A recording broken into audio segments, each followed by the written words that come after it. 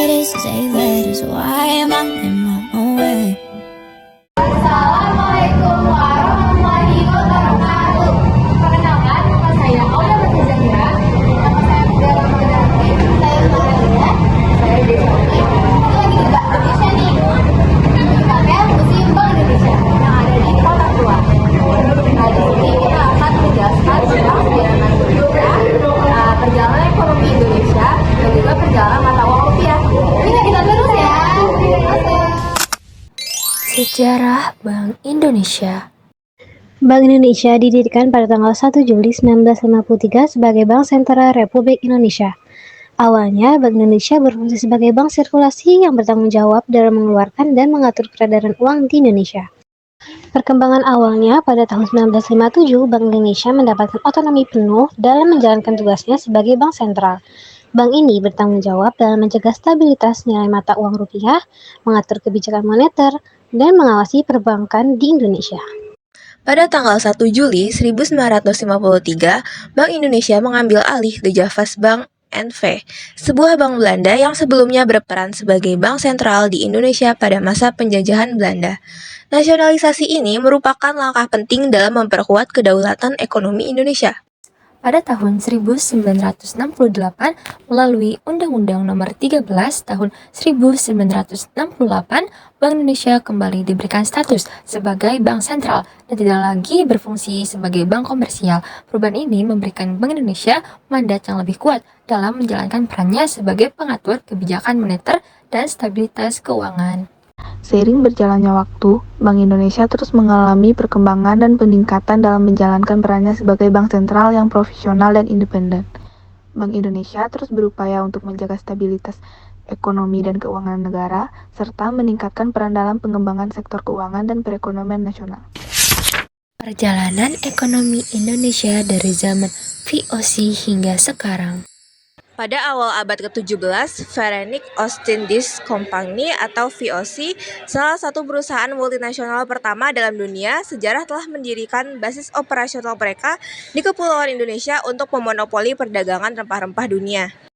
Pada tahun 1800, Hindia Belanda merupakan salah satu negara terbesar yang menerima manfaat finansial dari monopoli perdagangan komoditas Nusantara di pasar internasional. Melalui hasil tani seperti kopi, teh, kina, karet, dan minyak sawit, hasil bumi seperti minyak, batu bara, timah, dan tembaga, Hindia Belanda berubah menjadi Republik Indonesia setelah Perang Dunia Kedua.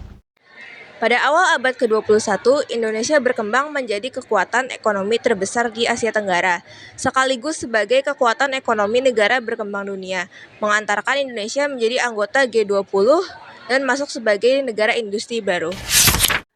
Perjalanan mata uang rupiah. Uang ori diterbitkan pada Oktober 1946 sebagai respon terhadap situasi keamanan yang tidak stabil. Meskipun peredaran ori terhambat, uang ini berhasil membangkitkan rasa solidaritas dan nasionalisme di kalangan rakyat Indonesia.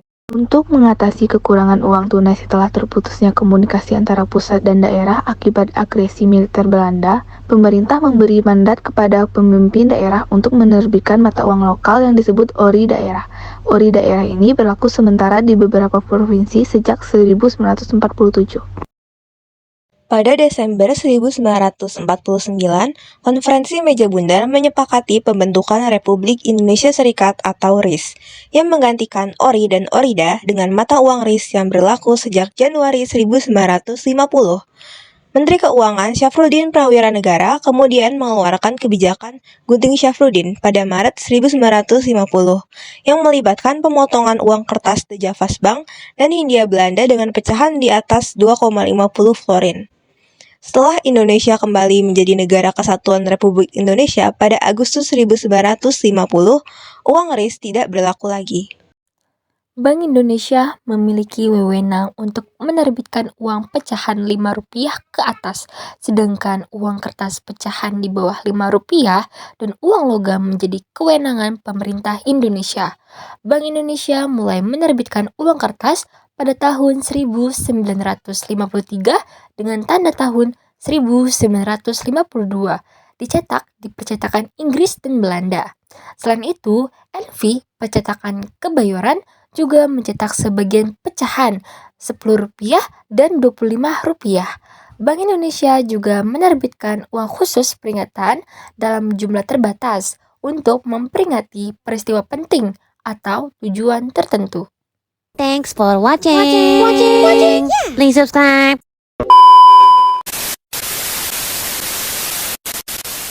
Mengangkat apa, Kak? Bukan ini. Mengangkat harga diri.